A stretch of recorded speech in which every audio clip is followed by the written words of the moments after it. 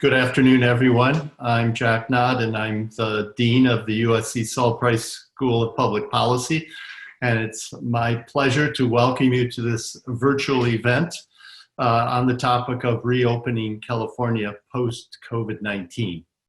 I know this is on everybody's mind. As a university, we are grappling with how to reopen the campus in a safe and healthy way. And many of our decisions are based on directives from city, county, and state leaders. And I'm proud of California's response to this crisis to date. And I know how hard our elected officials are working to find an informed and safe path forward. This is really a Herculean task that requires concerted effort among our leaders. And so this certainly is a special time for leadership. And I'm so grateful to our panelists today who have already shown great care for their constituents in these difficult times. And I know they take great care and charge of the communities of California very, very seriously. So it's a special honor to have Ambassador Eleni Kounalakis here with us today, Lieutenant Governor of California. And I want to thank her especially for sharing her time and expertise with the Price community. So thank you, Lieutenant Governor, for being with us. And thank you to Lindsey P. Horvath, Mayor of West Hollywood, and President of the Contract Cities Association, for being with us here today. So thank you, Mayor, for being with us also. I would now like to introduce Frank Zerunyan. He's the Professor of Practice of Governance at the Price School. He's also the director of our executive education program, and he is the university liaison to the USC ROTC programs as well. He wears many hats, all important. Frank is a three-term mayor himself and still serves as city council member in the city of Rolling Hills Estates. So he's a public servant with close ties to the California League of Cities, to the California Contract Association also, and Southern California Associations of Governments. So Frank, let me turn it over to you. Thank you, Jack. Thank you very much. We certainly appreciate your leadership and your genuine care for the mission of our school that I've had the honor for a number of years now to serve both here and abroad, making people's lives better for all. And no better time than now, the relevance of our school and the relevance of our mission, that you've been an amazing leader. Thank you for that. On the virtual call today are many mayors and council members, certainly supporting Lindsey, and our Lieutenant Governor, certainly. And it's a delight to have them all as part of California Contract Cities, which I've served for the last 17 years.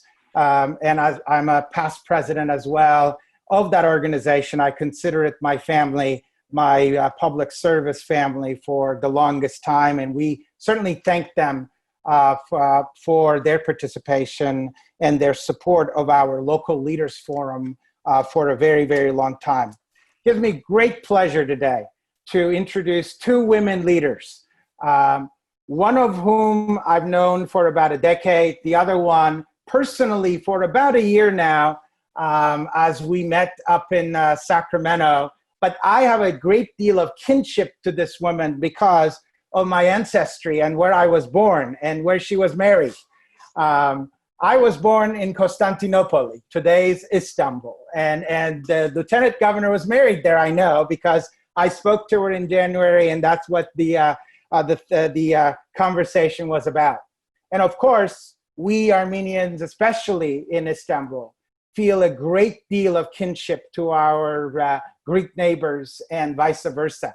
And to that end, I have a great deal of connection to our Lieutenant Governor, or I prefer to say Madam Ambassador, as her book and her memoirs are published in that distinguished book, certainly. So it's a great, great pleasure to welcome you both. Lieutenant Governor, I can curse in Greek, but I'm not going to do it here, I assure you, because all of my friends have taught me the worst part of Greek language.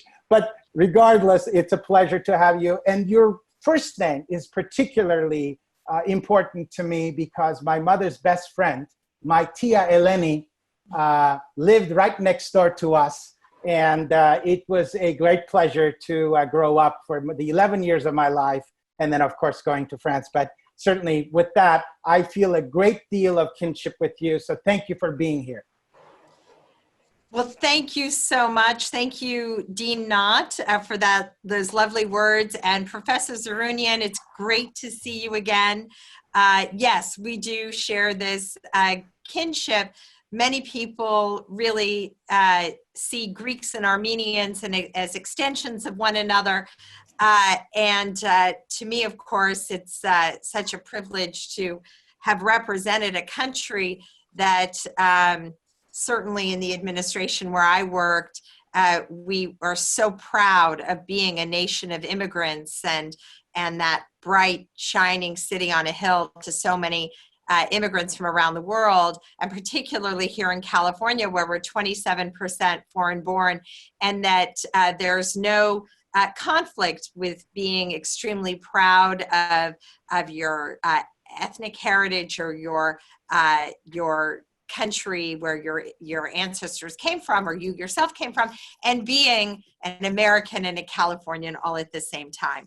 So it's wonderful to be with you. And of course, Mayor Horvath, my friend, it's great to see you. And I'm really looking forward to the discussion. So with that, it's to Lindsey. Mayor Horvath is a great pleasure. Of course, I've known her for about a decade now. I've seen her rise. Certainly, I'm much older than her, so I've seen her rise in our local communities, and she has been an amazing leader in the circles of our local governments, particularly in LA County, in our 88 cities, and now, of course, as president of California Contract Cities, that she's leading an amazing organization and also at difficult times. So we certainly appreciate, Lindsey, your leadership and your focus, especially with some of the topics that are near and dear to your heart that are also ours. For example, you've cared about women's issues quite a bit. I know one of our conversations recently about when we were talking about COVID and the rise of, for example, violence against women, and also LGBTQ, certainly topics that you've really shown a great deal of leadership.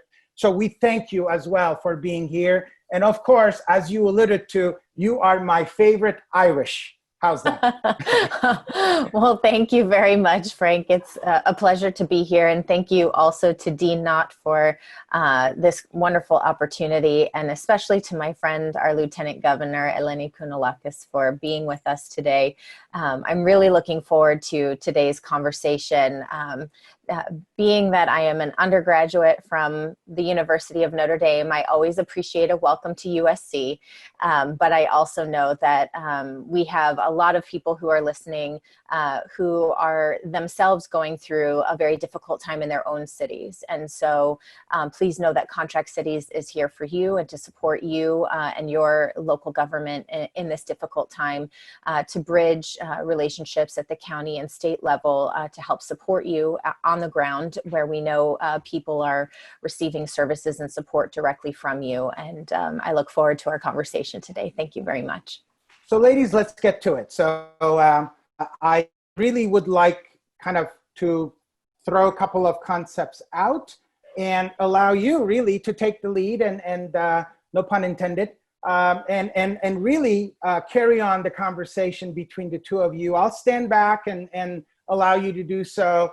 And if there is any need for me to interject, I will, but certainly I am looking to do of you. So here today, perhaps we can start with the first topic, which is women in leadership, right? I mean, we've seen yourselves as well as women in leadership around the world who are performing at top-notch levels. I mean, in our book about negotiation, which I was pleased to write with a colleague of mine from France, we looked at research from Italy about women biologically and from a cognitive science standpoint to be definitely endowed with various skills of collaboration, facilitation, etc., which is really playing well in various countries and communities. So I kind of want to throw it to both of you, and perhaps you can talk about your leadership as well as leaderships that you admire and what is impacting, so to speak, various places. Madam Ambassador, let's start with you. So I'm happy to kick us off, and maybe we can kind of start globally and then start to zero in on what it means for people here in California. So when I was serving as United States Ambassador and Hillary Clinton was Secretary of State, she would often say, if you want to know how a country is doing, look and see how the women are doing.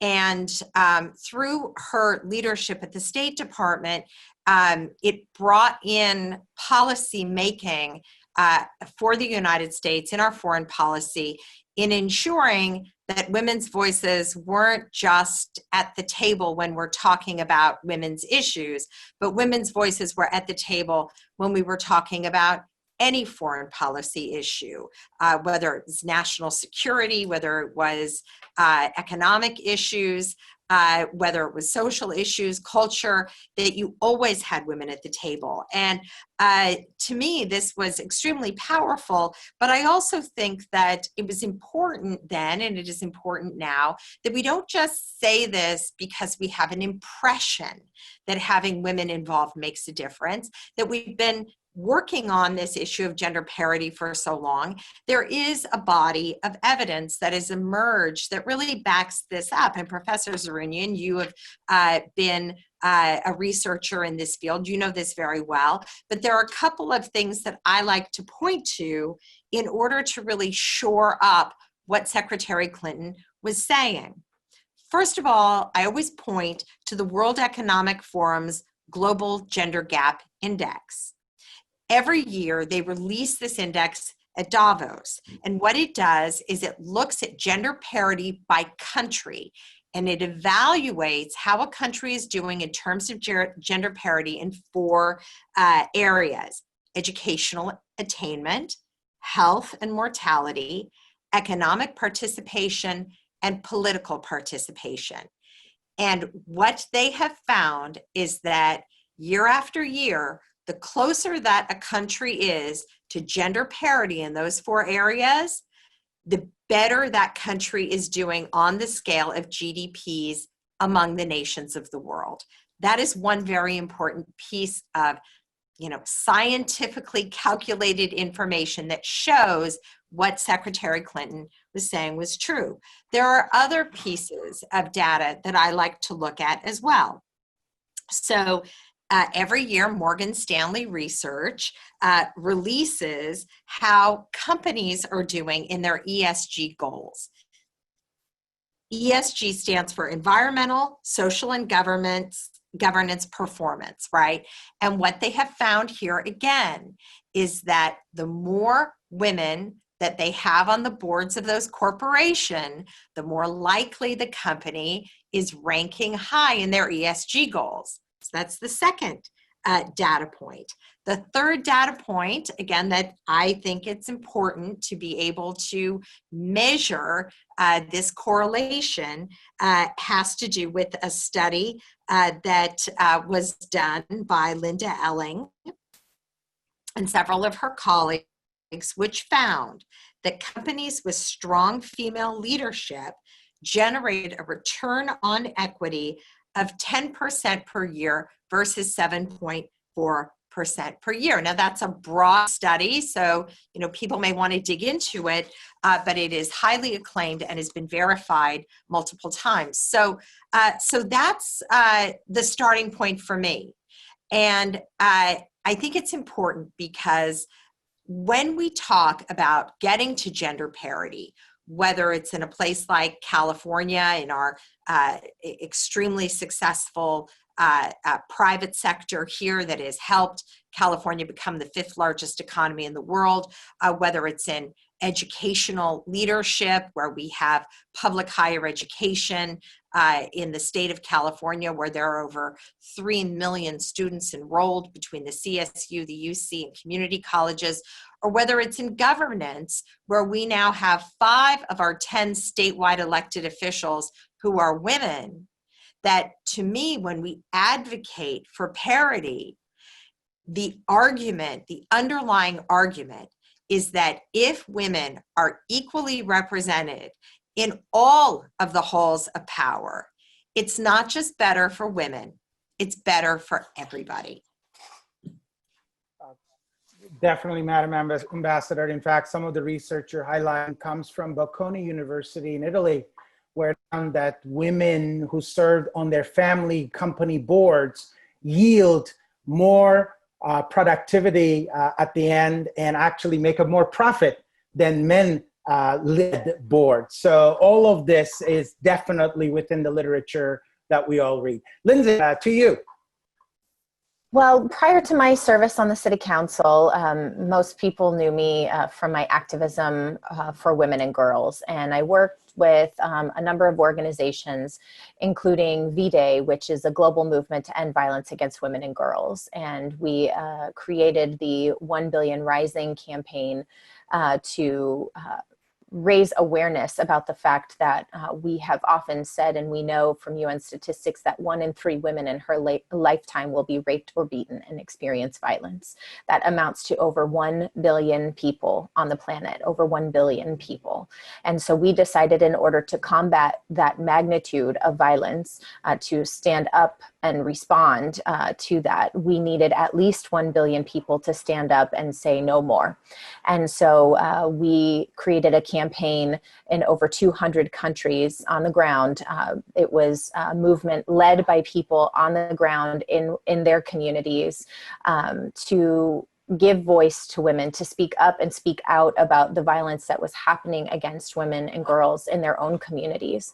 And as the campaign has progressed each year, really understanding what violence means has been important to the issue, but also understanding what justice looks like. And so while when you hear about violence against women, you might initially think about physical violence or perhaps emotional abuse. But we know that in violent relationships, partners can use finances against someone. We know that on a greater scale, environmental justice is a women's issue, because so often women, and especially women of color, live in communities where the environment is treated so poorly, and then they are asked to survive in what become less than human conditions. And so we have explored this issue and talked about this issue in a variety of ways. The founder of the movement, Eve Ensler, now known as V, is continuing this conversation with workers and those who are identified as essential workers on the front lines right now during this COVID crisis. As we know, women are over 80% of nurses in our hospitals who are responding to patients.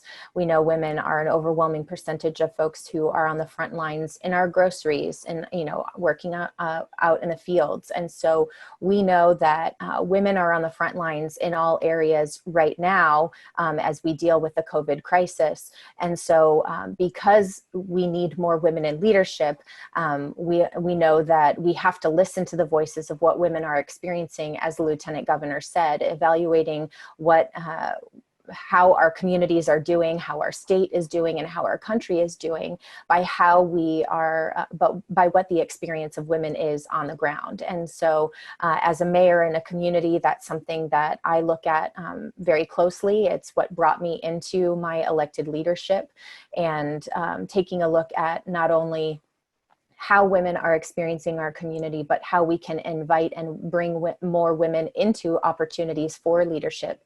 Because we do know that statistically, women need to be asked about 9 times before they consider running for office.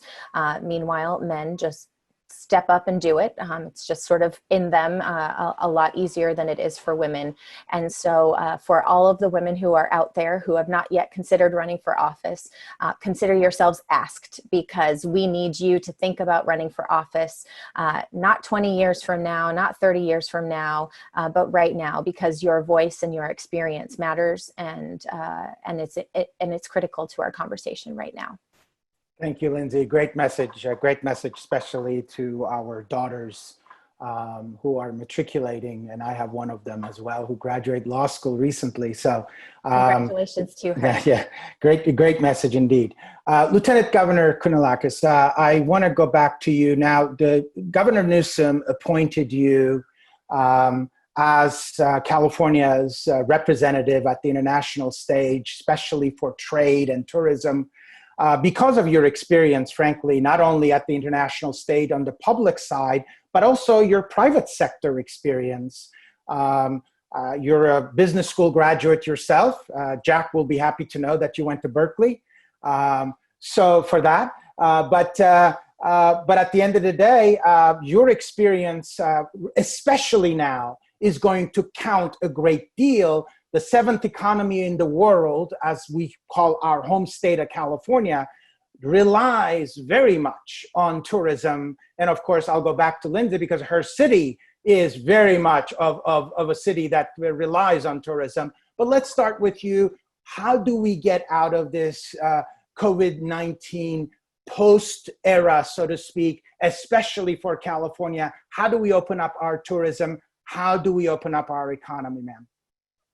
Let me just say, I think you picked two great areas of discussion for Lindsey and I, because we talk about these things as well together. And there is so much intersection between the state work that I've been focused on in my portfolio and what Lindsey is doing in West Hollywood. And it's just so great to work with her. And again, just really a great privilege to be able to have this conversation together. Yes. Because of my previous experience, the governor asked me to serve in this capacity as his representative for international affairs and trade. It is a unique relationship that's built on the fact that we've known each other for a long time, and that he has in his own sort of quiver of leadership skills, he likes to find people with expertise and task them. And he asked me to work in this portfolio, which has been a great honor for me and certainly a great area of interest. The COVID crisis is compounding what has already been a major challenge for California, because the Trump administration has taken a very different approach than previous administrations, Democrat and Republican, in their America First foreign policy. So this has been a real departure from U.S. foreign policy since the Second World War. The United States really since then has been the undisputed leader of the free world. We rely on partnerships. We believe in trade as a way to bolster not just our economies, but emerging economies. We believe in an openness and creating international architecture of communication through the United Nations, NATO, other platforms of engagement. And here we are several years in to the Trump administration that is really, as I said, just been a huge departure. So in how it has impacted us directly, one, in terms of our values, the Trump administration pulled out of the Paris Climate Accord, as well as the direction the Obama administration was going in to try to create a new framework for trade, though it was not fully finished, and I think there were still some challenges to it in terms of the Trans-Pacific Partnership, the TPP. It was a work in progress, whereas Trump has basically, shut down negotiations in terms of having a U.S.-led trade architecture for the Pacific and for U.S. and Asian countries. In fact, we've had a trade war with China, which has dramatically impacted California's economy. We have the largest port in the country is the Los Angeles Long Beach port. We're first in trade, first in manufacturing, first in foreign direct investment. All of this has come largely because California is on the Pacific Rim, and we have been very open to trade partnerships in the world. So we were already hurting as a result of Trump's turning inward and America First and in terms of their policies. And again, I don't want to get too deep into it, but there's widespread recognition of unfair trade practices with China. But the way the Trump administration has gone about their engagement with China has been not particularly productive in terms of pushing China to make changes. It's just been this all or nothing approach, and California companies and US companies have really suffered. So in terms of tourism, now we have this compounded problem of how do we continue to have the kind of economic reliance on tourism.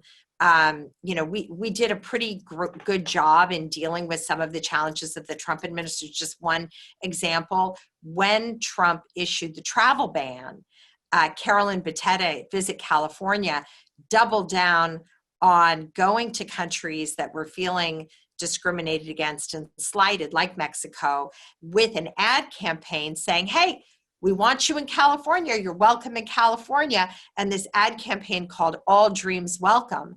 And as travel to the United States, tourism to the United States from Mexico there was a decrease in most travel to most states. Travel to California from Mexico actually went up. So we have been able to rapidly respond.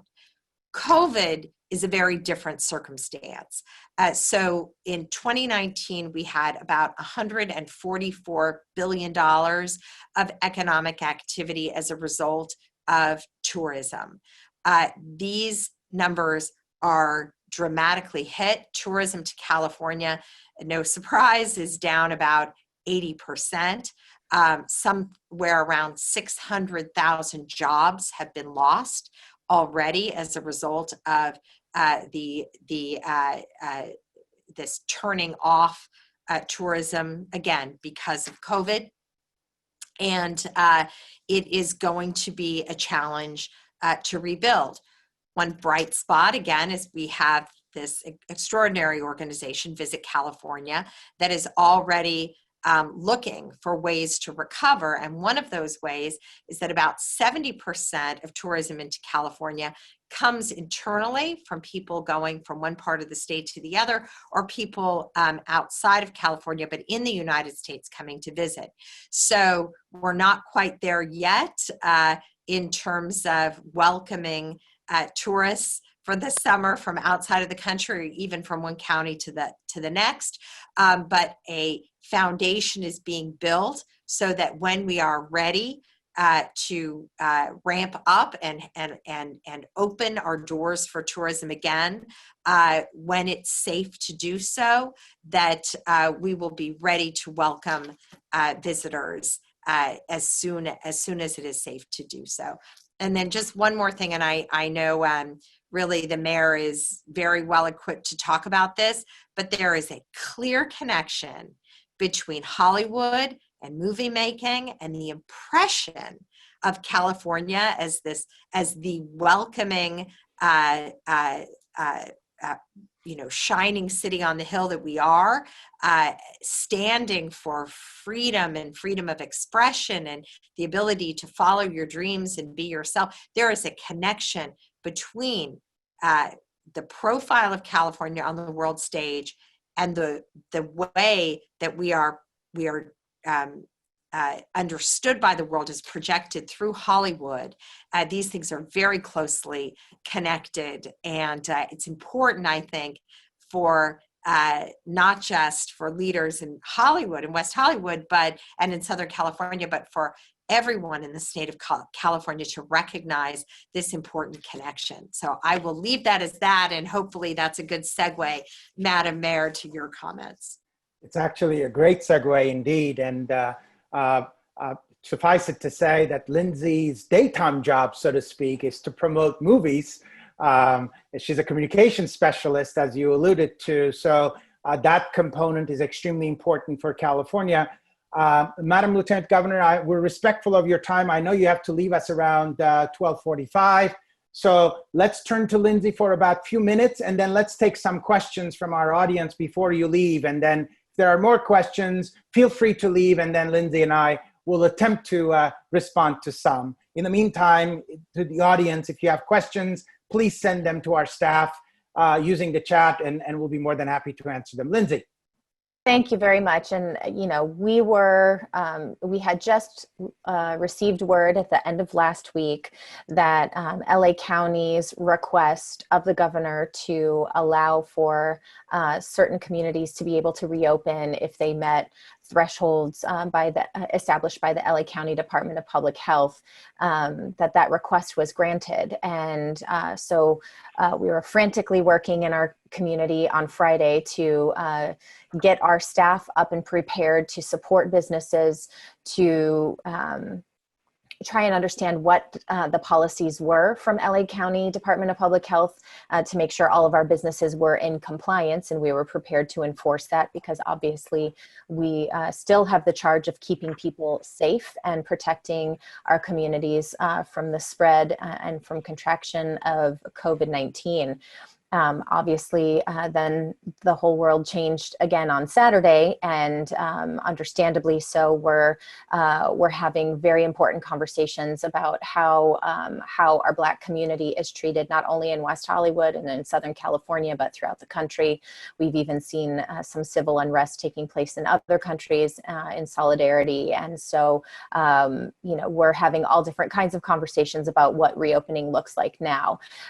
We know that the county's Department of Public Health has established protocols that still respect physical distancing, requirements of masks, and reduced occupancy, and a variety of other things that make sense in certain businesses. And I know that especially for those essential businesses that have remained open, they've done their best to enforce those practices.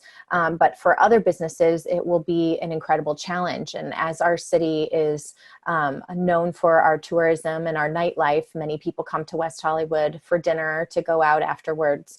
And so the idea of not having the same number of people in a bar or in a restaurant changes how a business is looking at their profits and their ability to survive.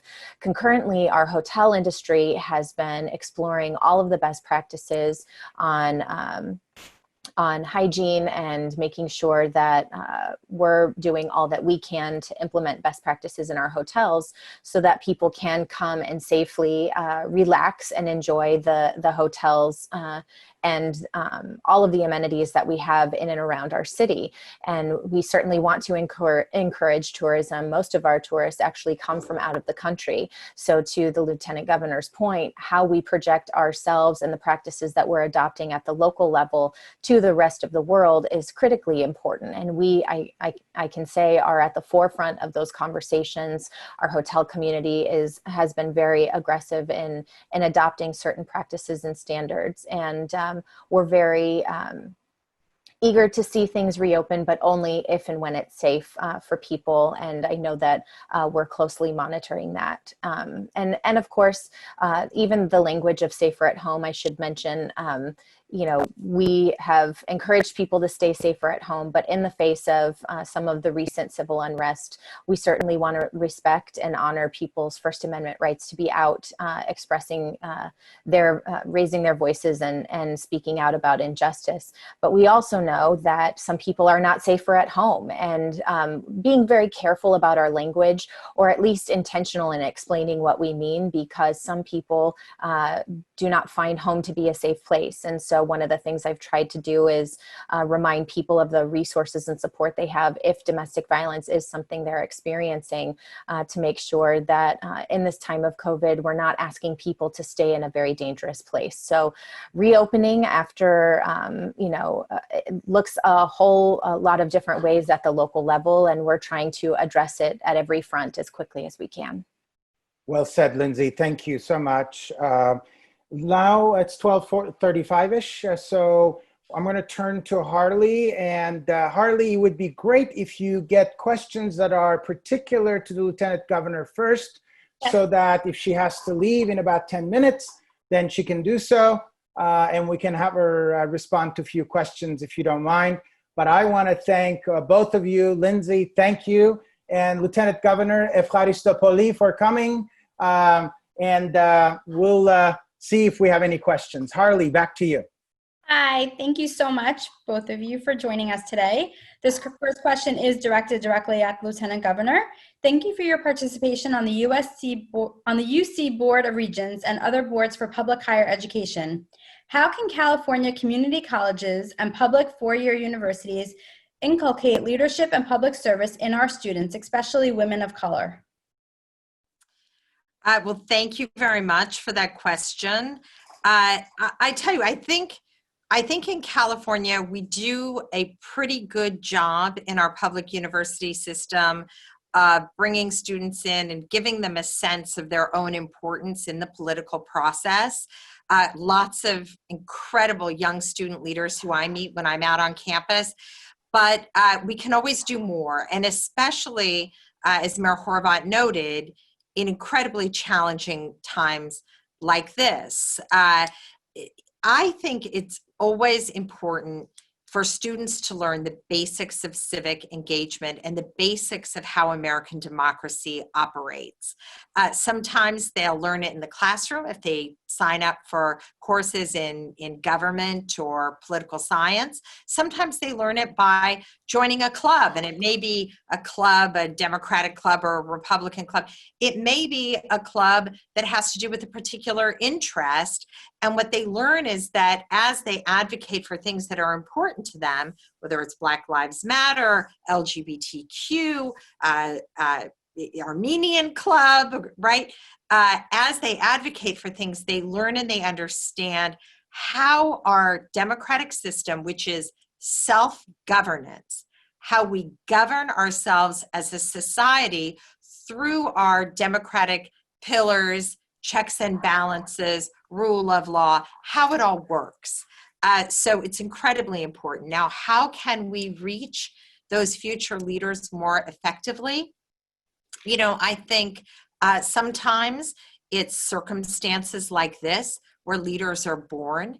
I think it's clear that in 2016, after that election, women and women of color across the country stood up and said, enough. I'm going to get out there and put myself out there. The worst thing that can happen is that I'll lose. That's what I did. I'd never run for office before. And when you look at the women who ran and won in Congress in 2018, it was an incredible list of women for whom the fear of failure or fear that they weren't good enough, it all just sort of melted away, and they ran and they won. So moments like this, I hope, but I also believe there will be young women, young people who feel that call to service around the anger and the despair and the sadness, but also the hopefulness that this is a moment of change, and that George Floyd did not die in vain, because the response to his death has been the uprising of people led by people of color saying it is time for real change. Okay, another question is, what policies is California adopting to encourage, support a return to work? Okay, so first of all, I encourage everybody to watch the governor's noon briefings. I will tell you, for press conferences, to have the governor go into a level of detail that he does has been, I think, really, really helpful, because we are all in this together. Every family is looking at their own protocols for how they stay safe and their own reality relative to what it means for them and their employment. So listening to those is important. I also would just call out, we have an incredible website, covid19.ca.gov, which has lots of resources and links. And this is really important. And I start there because the governor, the legislature, the state of California have been setting statewide protocols, but every single county, and in many cases, every single city, is applying those to the local jurisdictions differently.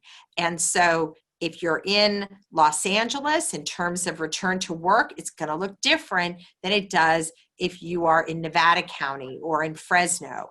So that's very important. Now, what are we doing kind of in the big picture? First of all, as Mayor Horvath said, this is about getting people back to work, but ensuring that we are doing it in a way that it's safe. Nothing will be more devastating to our economy than lifting the stay-at-home order, easing the stay-at-home order, and having a massive recurrence of COVID, recurrence of cases, overwhelming of our healthcare system, and the need to shut everything down and start over again. So in terms of how we get there, people should be looking at the guidelines for their own county, but we are moving through these phases. Phase 1 was the initial stay-at-home. Phase 2 and Phase 3 are the gradual return to work. And then Phase 4 will be when it's safe for everybody to go out again. So as cities and counties move through Phase 2 to Phase 3, what's going to be critically important is that they know what the guidelines are for their workplaces and that they adhere to them. And the guiding principles here are, number one is that if there's a surge in cases, we have capacity in our hospitals to handle it. But frankly, we don't want to get there. So what we want is for people to continue to take agency and take personal responsibility for when you are around other people to stay 6 feet away. If you are working together, you're cleaning and disinfecting those shared surfaces. That everybody think about whether or not they should be wearing a mask. I will tell you, for myself and my family, whenever I am out in public, I have my mask on or in my hand if I'm outside and I'm want to breathe some fresh air, because you do need to be careful that you're getting, you're able to get enough oxygen yourself.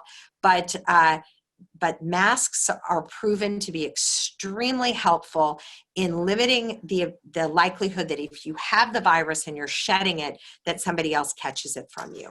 So again, that's kind of an overview, but going to the county website to see exactly what is and isn't allowed, going to our website to see what those protocols are, but know that it is incredibly important that we minimize the negative economic impact because of COVID. And what that means is anybody who can get back to work safely, we encourage moving toward that goal as quickly as possible. Madam Ambassador, I know it's now 12:45. You have to leave. So I want to be respectful of your time and say again to you, thank you very much for joining us today at USC Price. We appreciate your wisdom and we appreciate your leadership. If I don't let you go, your staff, I'm sure, will have a cow in a second. I do have to go to another thing, but I appreciate accommodating my schedule. I loved being with you. Madam Mayor, it's great to see you. I can't wait to be back in your beautiful city, hopefully as soon. And thank you to USC and to the Price School for having me and for continuing to convene and making that connection between our elected leaders and anybody who wants to engage, but particularly members of the university community. Thank you. You're always welcome in West Hollywood. All right, Harley, we can certainly continue taking questions for Lindsey. Yes, absolutely. So I will go through some of these questions. First question is, I'm curious what both the state and local respective teams are promoting civic engagement to make decisions. How is balancing making significant scientifically backed decisions with what your constituency wants? So obviously, that's a great question, because it's something that as elected officials, we're right in the middle of. When we hear from people, we want to get back to work. I want to keep my business open. I want, this is my livelihood and my lifeline. I have to be able to pay my rent. Lots of legitimate real world concerns balanced with what we're hearing from the LA County Department of Public Health and the state and federal government at the CDC about what what guidelines we should be following to make sure we're preventing the spread and not re-inviting another flare-up of COVID in our communities. And it's, while we are listening to our communities, we have in West Hollywood very much listened to the LA County Department of Public Health guidelines. We know that in some cases, we've been trying to push them along on certain things, but we have stayed steady with them because they are the ones who are the experts and the officials on all of these things. And you know, we know that the state legislature is grappling with the issue of liability, and that applies not only to businesses but also to cities. So we've been very cautious in keeping our city facilities closed, making sure that we're not creating any situations for coronavirus to be contracted or spread. And we also want to make sure that, that being said, one of the beautiful things about West Hollywood is how people come together. You know, it's the most walkable city in the state, and having people out on our sidewalks is just part of our culture. And so it's very strange right now to not have people out and about and kind of interacting with each other. And so we do want to encourage that once we know that it will be a safe space for everybody to do so. And Lindsey, as you well know, both of us are in the front lines of public administration, so to speak. The last few days, to be honest, has been quite difficult because, as Lindsey said, balancing the voices, especially those voices that have been particularly suppressed over a very long period of time, and public health has been quite difficult and continues to be difficult. I hope we are able to come to some terms with this because on our screens, we all witnessed, of course, no social distancing and not much of masks, although the last couple of days I've been seeing a lot of masks being worn, for example. So from a public administration standpoint, we hope that we don't have a spike because that's going to put us back further. Everything that Lindsey's talking about, you know, we constantly hear about folks coming to us and saying, it's my livelihood, it's my family's business, etc. So I'm not trying to put equivalencies about moral and economic issues. All I'm saying is these are realities that our mayors and council members are dealing with in the front lines every day. Okay, this next question is from a current student at USC who wants to know where you suggest we start to run for office, given the competitive county like Los Angeles. Well, start where you want to be. You know, I think there are lots of theories about, start at a local office and then try to work your way up if you eventually want to run for a higher office. And certainly that's one way of thinking, but be where your passion is. If you're, and what I often tell people when they're like, how do I even get started? How do I even get involved? If being involved in your church is what makes your heart sing, go there. If being involved in an environmental group is what makes your heart sing, go there. Wherever you are, people will see your leadership. They will see how you're able to effectuate change. They'll see how you're able to make good decisions and how you're able to bring people together. Those are all the skill sets you need when you're serving in public office. You don't have to be an expert in every single thing you have to make decisions in. In fact, you shouldn't be. I wouldn't trust it if you said you were. You're surrounded by experts who will help you make all of the decisions that you need to make, and you will listen to your constituents along the way. That's what you're doing in this job. So, really thinking about what it is you want to do in your public service, go be there. And when you see what role it is, study people who are in it now, for better or for worse. Learn from them what works, learn from them what doesn't work. And then look at, fundraising is a big component of running for office. Look at the reports that they file about where they raise their money from. Know those people in the community or in the district that helped get them to their seat, and go establish relationships with them to make sure that they will invest in you when you decide to run. And those are just some of the ways that you can get started, but surrounding yourself with a community of support where you're really passionate is the best way to start. And I'm asked this question often, Lindsey, as your perfect answer. And I always say, you'd be surprised how people respond when you ask and when you volunteer. So like Lindsey said, start anywhere your heart takes you.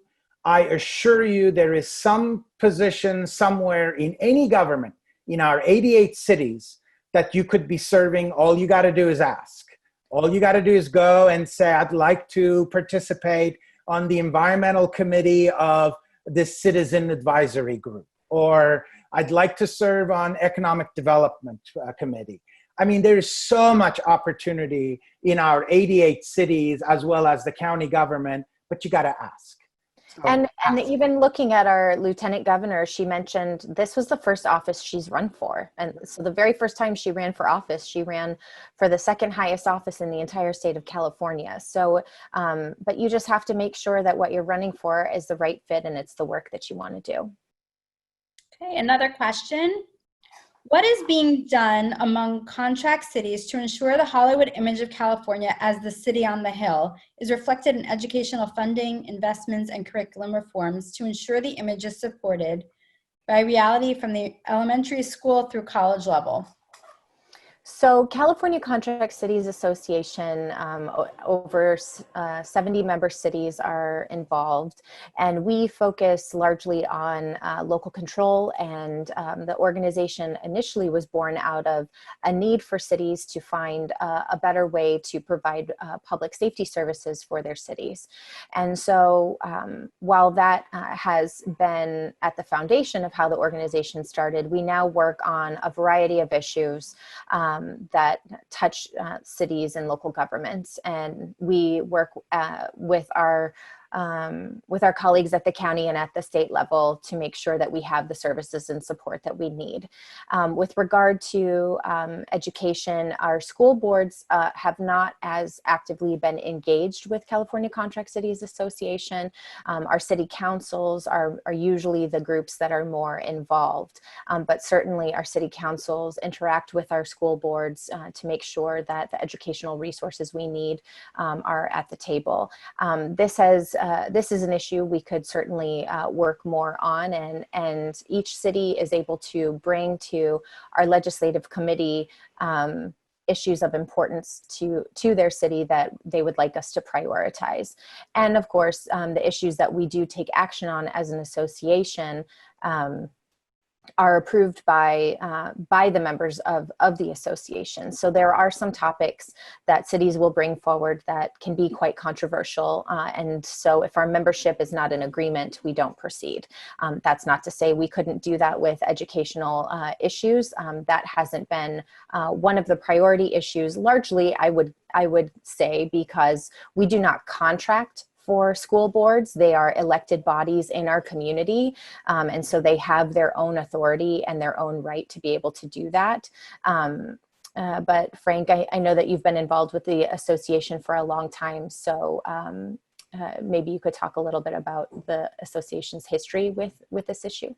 Well said, Lindsey. First of all, yes, the California Contract Cities as an association arises out of what we know to be the Lakewood Plan in California governance history, a part of topic that I write about or teach about.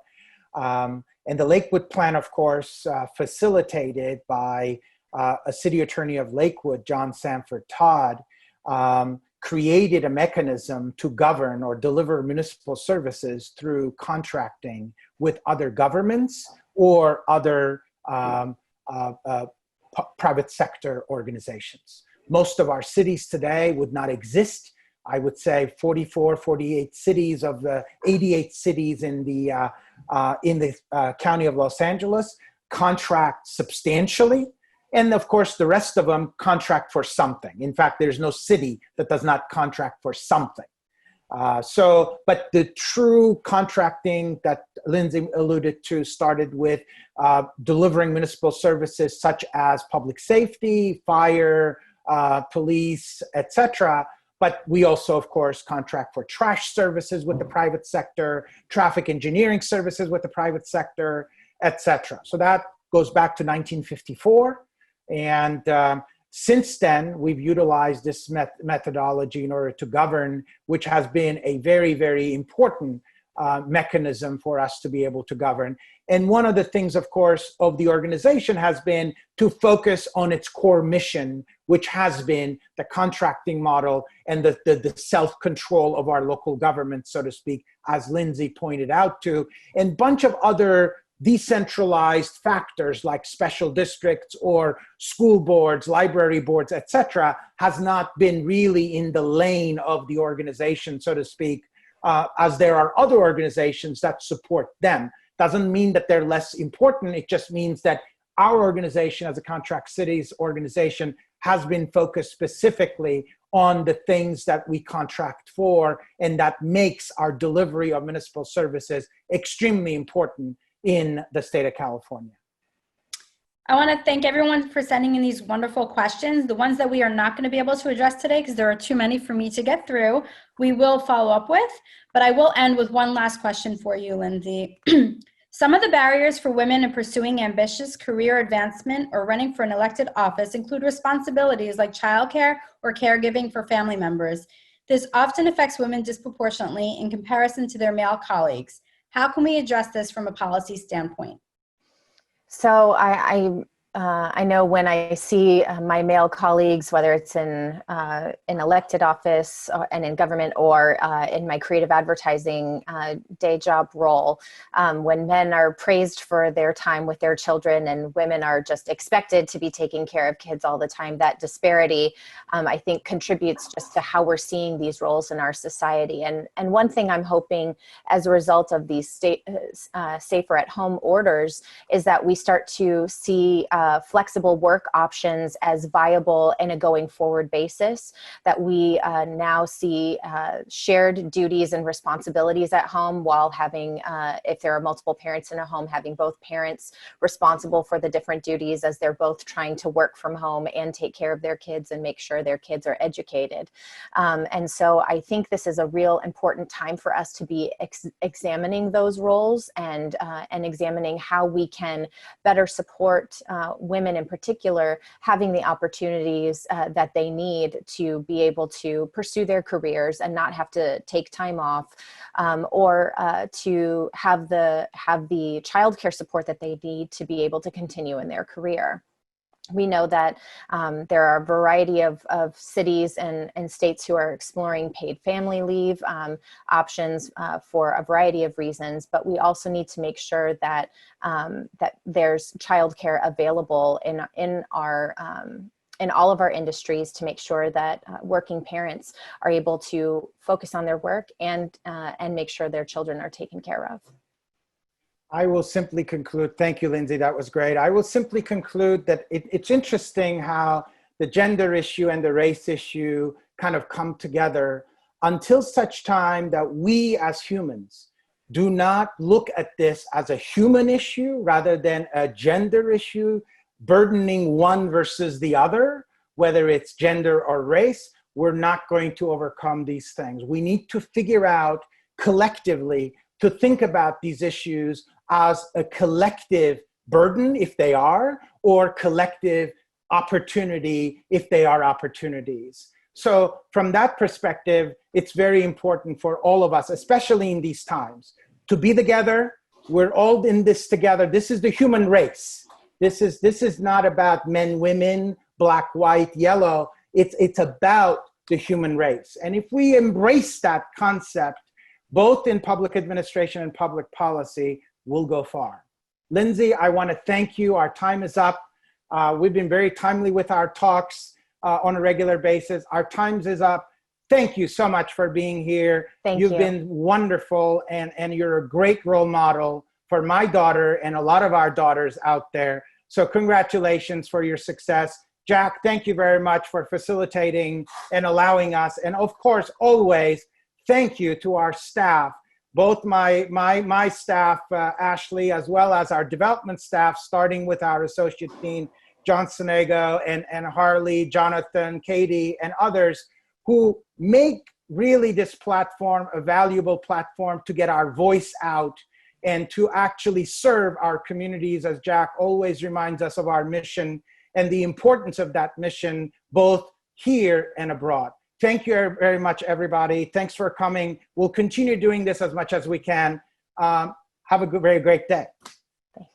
Thank you, everybody. And please join us next week on June 10th for another Price Talks.